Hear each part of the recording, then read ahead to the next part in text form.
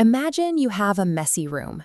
One day, you summon the motivation to spend hours scrubbing, folding, and organizing until it is perfectly clean. But look at that exact same room a week later, and you're staring at a new pile of clutter. You achieved the result you wanted for a moment, but the room returned to chaos because you never addressed the cause, the sloppy, pack-rat daily habits that created the mess in the first place. This is the boom and bust cycle. We rely on massive, exhausting bursts of high-intensity effort to reach a milestone, only to revert to our old routines the second the pressure is off. Our culture glorifies going hard, but fixating on a single intense effort treats the symptom rather than the disease, mathematically setting us up for long-term failure. To achieve permanent change, we have to shift our fixation away from the end goal and focus entirely on the daily process. Look at the cyclists lining up for a major race. Every single rider on that starting line wants to win. Because successful and unsuccessful people share the same ambitious objective, the goal cannot be what differentiates the winners from the losers. The difference lies in the system, the daily routine of training and recovery. Prioritizing the system is the only way to avoid reverting to old behaviors once a specific milestone is reached.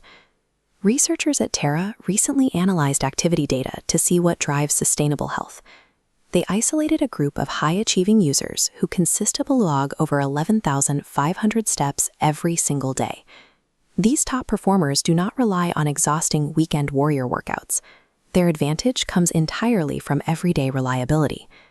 This chart shows a metric called the coefficient of variation, which measures how erratic a person's routine is. The high-achieving group displays a variance of just 36%, compared to a 55% variance for average users. The successful group maintains a steady, moderate daily baseline. The average group is defined by erratic peaks and valleys, sessions of high intensity followed by days of total inactivity.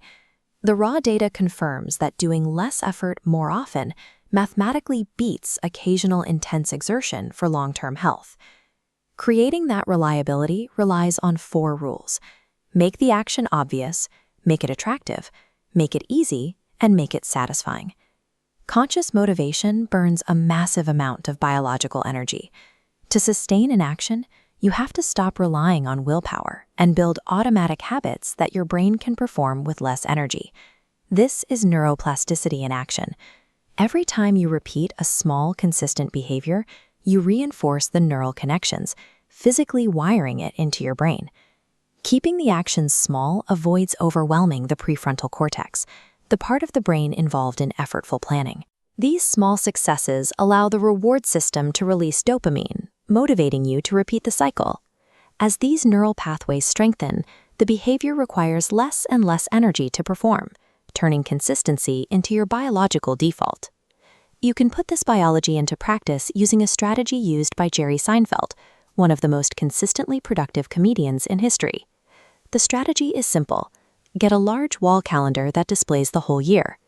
Every day you complete your specific systemic task, draw a prominent red X on that date. The quality or intensity of the work doesn't matter on a given day. Your only objective is not breaking the chain. This strategy shifts your psychological focus away from the pressure of achieving a perfect result and toward the simple act of showing up. As those neural pathways become your brain's path of least resistance, the behavior stops being an external effort. When an action requires this little energy, it shifts from a task you perform to a part of your identity. Every repetition is a vote for the person you wish to become. By keeping the chain intact, this cyclist provides their brain with the daily evidence needed to believe they are an athlete.